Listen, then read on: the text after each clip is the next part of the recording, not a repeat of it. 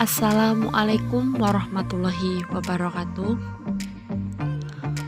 Tugas vlog biografi mata kuliah Ushul Fiqih kelompok 2 kelas 2G Perbankan Syariah. Anggota nomor absen 23 Miftahul Jannah, 25 Dinda Tias Astuti, 32 Nisa Safitri, 35 Aprisa Ramadhani. Dosen pengampu Ibu Ari Nurjana. Assalamualaikum warahmatullahi wabarakatuh. Nama saya Linda Tias Astuti, nomor absen 25. Nah, di sini nanti saya akan menjelaskan tentang biografi Imam Malik dan juga dasar dan metode ijtihad yang digunakannya. Imam Malik adalah imam yang kedua dari imam-imam 4 mazhab yang dikenal dalam Islam pengikutnya yang banyak. Ia dilahirkan di kota Madinah di negeri Hijaz tahun 93 Hijriah atau 713 Masehi, dan beliau wafat pada hari Ahad tanggal 10 Rabiul Awal tahun 179 Hijriah atau 798 Masehi di kota Madinah. Beliau wafat pada masa pemerintahan Abbasiyah di bawah kekuasaan Khalifah Harun al-Rasyid. Nama lengkap Imam Malik adalah Abu Abdillah Malik bin Anas al-Asbahi al-Arabi bin Malik bin Abu Amir bin Harith. Beliau ada keturunan bangsa Arab dusun Zuhasbah, sebuah dusun di kota Himar, jajahan dari negeri Zaman. Ibunya bernama Siti Al-Aliyah binti Suraik bin Abdullah Rahman bin Suraik Al-Azdiyah. Ada riwayat yang mengatakan bahwa Imam Malik berada dalam kandungan rahim selama 2 tahun, dan ada pula yang mengatakan sampai 3 tahun. Pada usia belasan tahun, Imam Malik mulai menuntut ilmu fiqh dan hadis. Ketika umur 21 tahun, beliau mulai mengajar dan berfatwa. Beliau berguru pada ulama terkenal, diantaranya Nafi, Sa'id al-Mahburi, Amir bin Abdullah bin Zubair, Ibnu al-Munkadir, Az-Zuhri, Abdullah bin Dinar, dan sederet ulama lainnya. Imam Malik adalah seorang yang sangat aktif dalam mencari ilmu. Beliau sering mengadakan pertemuan dengan para ahli hadis dan ulama. Imam Malik dianggap sebagai seorang pemimpin dalam ilmu hadis. Sandaran-sandaran yang dibawakan oleh beliau termasuk salah satu sanad yang terbaik dan benar karena beliau sangat berhati-hati dalam mengambil hadis-hadis Rasulullah. Beliau juga dipercaya adil dan kuat ingatannya, cermat serta halus dan dalam memilih pembawa hadis. Dasar dan metode ijtihad yang dibawakan oleh Imam Malik.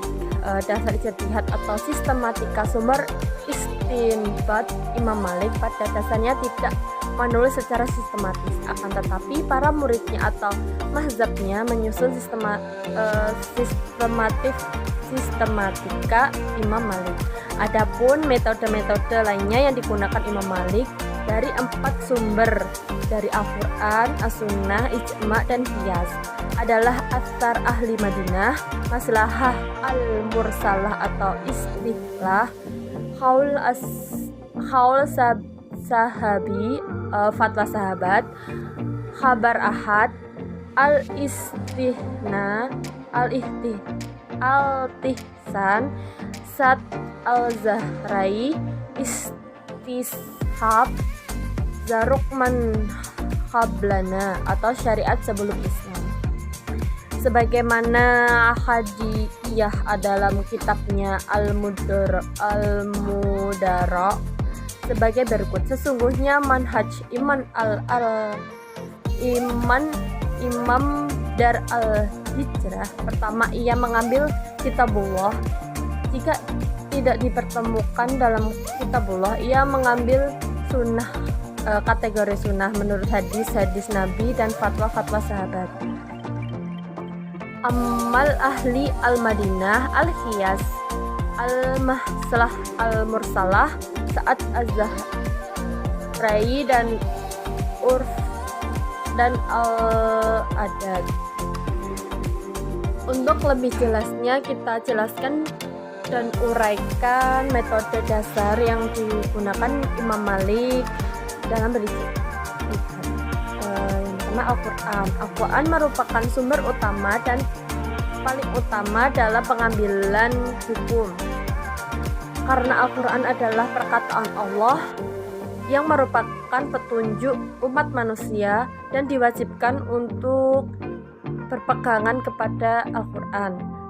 Yang kedua yaitu sunnah Rasul yang beliau pandang sah. Yang ketiga yaitu ijma para ulama Madinah tetapi beliau kadang-kadang menolak hadis apabila nyata-nyata berlawanan atau tidak diamalkan oleh para ulama Madinah.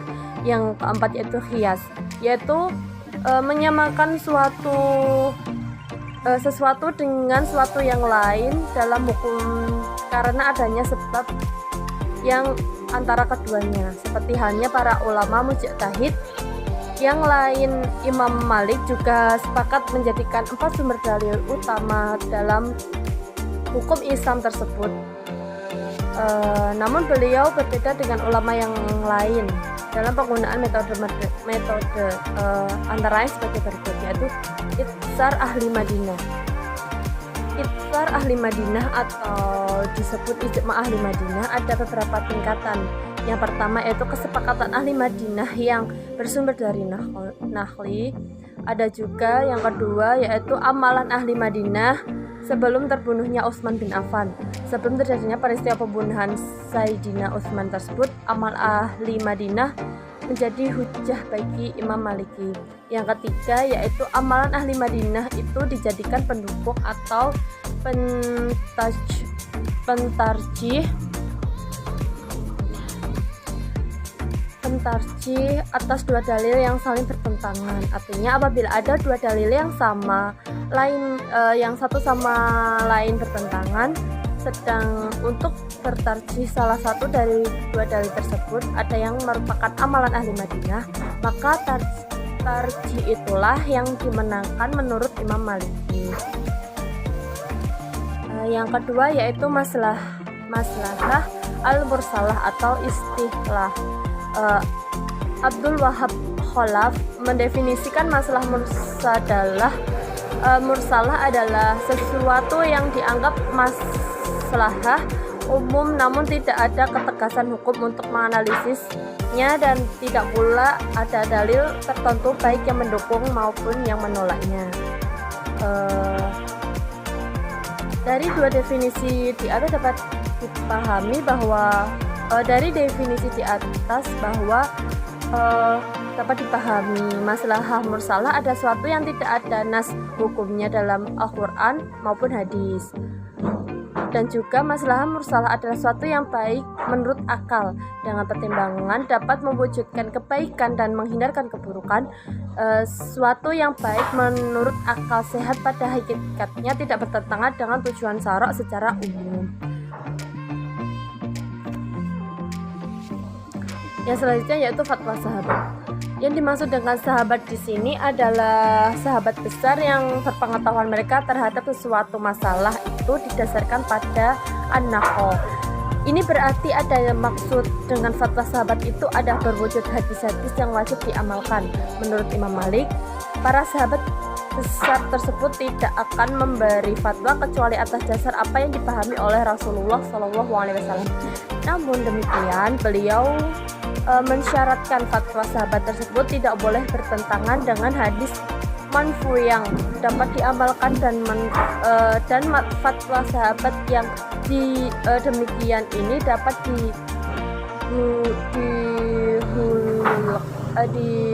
didahulukan daripada qiyas. Juga ada kalanya Imam Malik menggunakan fatwa tabin besar sebagaimana pegangan dalam menentukan hukum. Fatwa sahabat yang bukan hasil dari ijtihad sahabat tidak diperselisihkan oleh para ulama dan oleh para ulama untuk dijadikan hujah. Begitu pula ijma sahabat yang masih diperselisihkan di antara para ulama adalah fatwa sahabat yang semata-mata hasil ijtihad mereka. Di kalangan mutakarin mazhab Maliki, fatwa sahabat yang semata-mata hasil ijtihad mereka dijadikan sebagai hujjah. Yang selanjutnya yaitu khabar ahad dan qiyas. Imam Malik tidak mengakui kabar ahad sebagai sesuatu yang datang dari Rasulullah. Jika kabar ahad itu bertentangan dengan sesuatu yang sudah dikenal oleh masyarakat Madinah, sekalipun hanya dari hasil istinbat, kecuali kabar ahad dikuatkan oleh dalil-dalil yang bersifat qat'i. Dalam menggunakan kabar ahad ini, Imam Malik terkadang inkonsisten. Kadang-kadang ia mendahulukan qiyas daripada kabar ahad. Kalau kabar ahad itu tidak dikenakan oleh tidak terkenal atau tidak populer di kalangan masyarakat Madinah, maka itu dianggap sebagai petunjuk bahwa kabar ahad tersebut tidak benar berasal dari Rasulullah SAW. Yang selanjutnya yaitu istihsan. Dengan digunakannya istihsan dalam mazhab Maliki, maka di antara imam 4 mazhab yang memegang istihsan sebagai sumber hukum adalah Imam Abu Hanifah dan Imam Malik. Adapun As-Syafi'i dan Ahmad tidak menggunakan istihsan sebagai sumber hukum. Bahkan As-Syafi'i mendebat keras siapapun yang menggunakan istihsan sebagai sumber hukum. Yang selanjutnya atau yang terakhir yaitu yang selanjutnya yaitu istisab. Imam Malik menjadikan istisab sebagai landasan yang menetapkan hukum. Ihtisam adalah tetapnya suatu ketentuan hukum untuk masa sekarang atau yang akan datang berdasarkan atas ketentuan hukum yang sudah ada pada masa lampau. Jadi sesuatu yang telah diyakini adanya kemudian datang keraguan atas hilangnya suatu yang telah diyakini sebelumnya, maka keraguan tersebut tidak dapat merubah status hukum tersebut.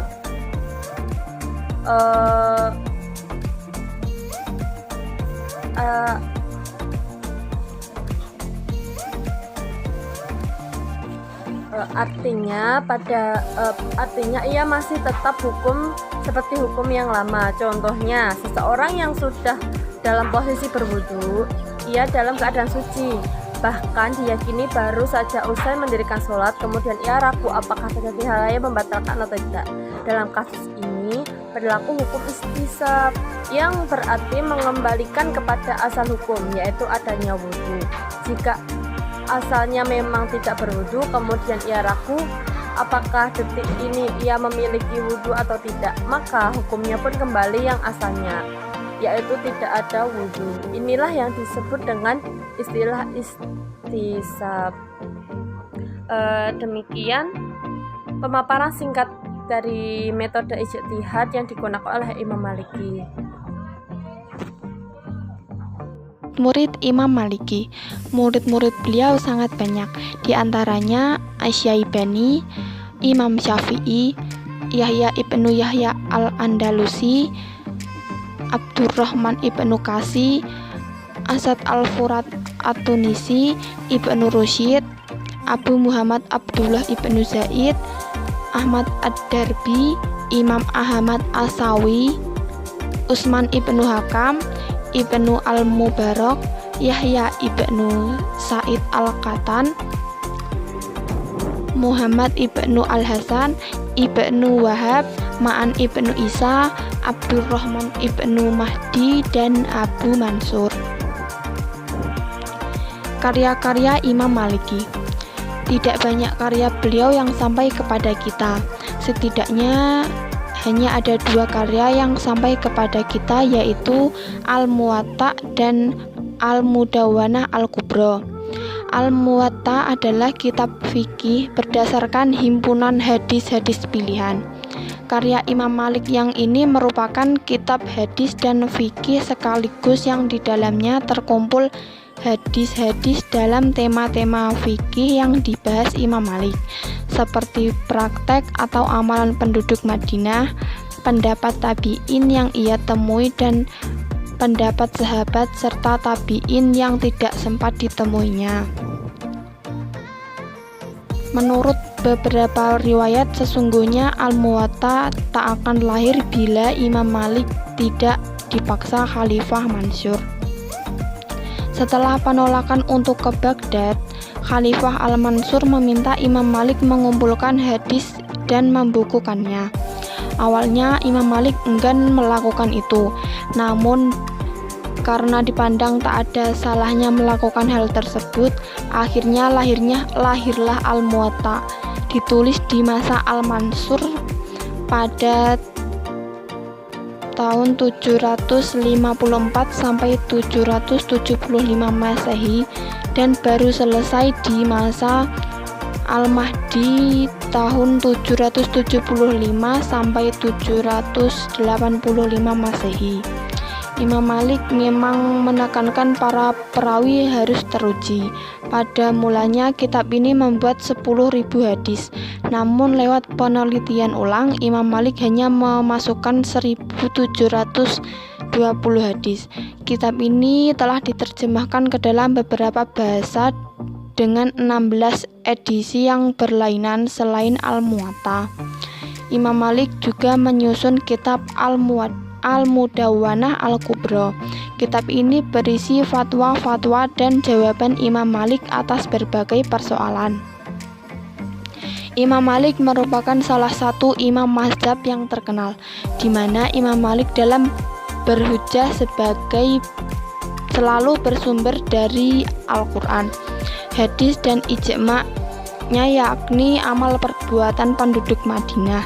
Menurut Imam Malik, amal perbuatan penduduk Madinah dapat dijadikan hujjah dalam menentukan hukum karena amal perbuatan penduduk Madinah sangat sesuai dengan perilaku Rasul. Metode-metode lain yang digunakan Imam Malik selain dari 4 sumber, yaitu Al-Quran, Sunnah, Ijma, dan Qiyas, adalah Atsar ahli Madinah, Maslahah al-Mursalah, Kaul Sahabi, Khobar Ahad, Al-Istihsan, Sat al-Jazaroi, Istishab, Syar'u man qablana, sebagaimana Qad'i Iyad dalam kitabnya Al-Mudarak sebagai berikut. Sesungguhnya manhaj Imam dari Al-Hijrah, pertama ia mengambil Kitabullah. Jika ditemukan dalam Kitabullah, ia mengambil As-Sunnah atau kategori As-Sunnah menurutnya hadis-hadis Nabi dan fatwa-fatwa sahabat. Amal ahli Al-Madinah, Al-Qiyas, Al-Maslahah Mursalah, Sat az-Zaroi, Al-Uraf, dan Al-Adad. Sehingga dapat disimpulkan bahwa yang menjadi ciri-ciri khusus dalam pemikiran Imam Maliki adalah beliau memakai dasar praktek penduduk Madinah sebagai hujjah dalam menyelesaikan masalah hukum syariat. Penggagas mazhab yang kedua, yaitu mazhab Maliki, adalah Imam Malik rahimullah. Beliau bernama Malik bin Anas bin Malik, berkunyah Abu Abdillah, dan berlaqab Imam Darul Hijrah. Digelari dengan Imam Darul Hijrah adalah karena beliau tidak pernah keluar dari kota Madinah. Imam Malik lahir di Madinah pada tahun 93 Hijriah. Demikian mayoritas ulama berpandangan berjarak 17 tahun dari wafatnya Rasulullah. Beliau lahir bertepatan pada tahun di mana Anas, pelayan Rasulullah SAW, wafat. Kehidupan Imam Malik erat kaitannya dengan berbagai hal yang menakjubkan. Bahkan hal-hal mengagumkan tersebut sudah dimulai sejak beliau belum lahir di dunia ini, di mana Imam Malik berada dalam kandungan selama 3 tahun.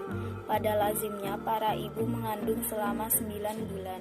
Beliau rahimullah meninggal pada usia 85 tahun tepat pada 14 Rabiul Awal 179 Hijriah di Madinah dan dikuburkan di Baqi.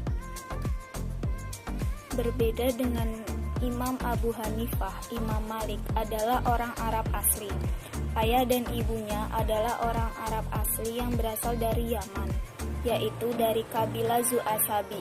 Ibu beliau bernama Aliyah binti Syarik al-Azdiyah.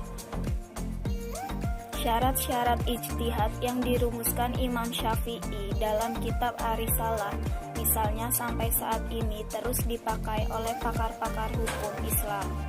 Siapapun yang ingin berijtihad harus memenuhi syarat-syarat yang ada di dalamnya. Di antaranya adalah harus mengetahui bahasa Arab, materi hukum Al-Quran, bahasa yang bersifat umum dan khusus, serta mengetahui teori naskh dan mansukh. Kemudian seorang ahli fikih juga harus bisa menggunakan sunnah dalam menafsirkan ayat-ayat Al-Quran yang tegas dan jelas. Ketika dia tidak menemukan sunnah, maka dia harus mengetahui adanya kesepakatan atau konsensus yang mungkin menginformasikan kasus-kasus yang ada. Adapun metode ijtihad dalam Syafi'i yakni dengan rujukan utama adalah Al-Quran dan Sunnah, ijma' dan qiyas. Imam Syafi'i sudah sangat dikenal di negeri kita, namun sedikit yang mengenal beliau lebih dekat. Beliau juga memiliki banyak murid yang menyebarkan mazhab beliau, dan murid-murid tersebut ada yang di Irak yang menukil pendapat qadim atau lama dari beliau, dan juga ada yang di Mesir yang menukil pendapat jadid atau baru. Murid-murid Imam Syafi'i yang menyebarkan ilmu beliau amat banyak, namun yang menonjol dalam menyebarkan mazhab beliau hanya ada beberapa. Di antaranya yang pertama, murid yang di Mesir yang menukil pendapat jadid atau baru dari Imam Syafi'i, yaitu ada satu Al-Muzani. Nama aslinya adalah Ismail bin Yahya Al-Muzani. Ketika Imam Syafi'i tiba di Mesir, ia mulai belajar dari beliau hingga Imam Syafi'i wafat. Namun, kalangan Syafi'iyah menganggap Muzani sebagai mujtahid mutlak karena ia berbeda pandangan dalam beberapa masalah dengan Imam Syafi'i. Yang kedua ada Al-Buyuti. Nama beliau adalah Abu Ya'qub bin Yahya Al-Buyuti. Beliau berasal dari daerah Buyut di dataran tinggi Mesir. Ia adalah di antara murid senior Imam Syafi'i. Imam Syafi'i kadang menjadikan pendapatnya sebagai rujukan dalam berfatwa. Yang ketiga ada Arabi bin Sulaiman Al-Maradi, periwayat kitab Al-Um. Ia yang menyalin kitab Al-Um saat Imam Syafi'i masih hidup. Yang kedua, murid yang di Irak yang menukil pendapat qadim atau lama dari Imam Syafi'i. Yang ada Al-Hasan bin Muhammad, lebih dikenal dengan Al-Za'farani. Ia meninggal dunia tahun 260 Hijriah. Yang kedua ada Abu Ali Al-Husain bin Ali, terkenal dengan Al-Karobisi. Ia wafat tahun 264 Hijriah. Ilmu usul fiqh yang beliau kemukakan di hadapan para ulama adalah merupakan cara atau metode baru yang mana di saat itu belum pernah diungkapkan yang sama dengan metodologi yang Imam Syafi'i ungkapkan dengan gaya diskusi dan cara beliau beristinbat, sehingga kebanyakan mengatakan bahwa Imam Syafi'i lah orang yang pertama kali pembuat dan pencetus usul fiqh secara metodologis, atau bisa juga dikatakan sebagai arsitek ilmu usul fiqh. Imam Syafi'i dalam beristinbat suatu hukum tidak pernah terlepas dari dalil kitab dan sunnah serta pendekatan bahasa yang sangat dalam atau daqik, sehingga beliau berbeda pendapat dengan mazhab Hanafiyah dalam masalah ihtisan, karena menurutnya ihtisan sudah lepas dari Al-Quran dan Sunnah. Metodologi istinbat hukum Syafi'i yang gagas ini kemudian hari dikenal dengan ilmu usul fiqh. Ini merupakan pemikiran moderat beliau dalam memahami ayat Al-Quran dan hadis. Moderat dalam arti pertengahan antara akli dan nakli. Namun demikian, Syafi'i menghormati orang yang berbeda pendapat dengannya, seperti dengan Imam Muhammad bin Hasan dari mazhab Hanafi. Imam Syafi'i telah menulis sejumlah kitab yang sangat fenomenal dalam sejarah Islam. Kitab-kitab tersebut sampai saat ini masih terus dikaji oleh para ulama di berbagai negara. Adapun kitab-kitabnya yaitu yang pertama, kitab Ar-Risalah. Kitab Ar-Risalah adalah buku pertama tentang usul fiqh. Imam Syafi'i adalah seorang mujtahid mutlak, imam fiqh, hadis, dan usul. Ia mampu memadukan fiqh ahli Irak dan fiqh ahli Hijaz. Yang kedua, kitab Al-Hujjah. Kitab Al-Hujjah merupakan mazhab lama, diriwayatkan oleh 4 imam Irak: Ahmad bin Hanbal, Abu Thawr, Za'farani, Al-Kharabishi dari Imam Syafi'i. Dalam masalah Al-Quran, Imam Syafi'i mengatakan, Al-Quran adalah kalamullah. Barang siapa mengatakan bahwa Al-Quran adalah makhluk, maka dia telah kafir. Yang ketiga yaitu kitab Al-Um. Sementara kitab Al-Um sebagai mazhab yang baru Imam Syafi'i diriwayatkan oleh pengikutnya di Mesir: Al-Muzani, Al-Buwaiti, Ar-Rabi, Jizi bin Sulaiman. Imam Syafi'i mengatakan tentang mazhabnya, jika sebuah hadis sahih bertentangan dengan perkataanku, maka buanglah perkataanku di belakang tembok. Sekian penjelasan dari kelompok kami. Apabila ada penjelasan yang kurang jelas, mohon dimaafkan. Wassalamualaikum warahmatullahi wabarakatuh.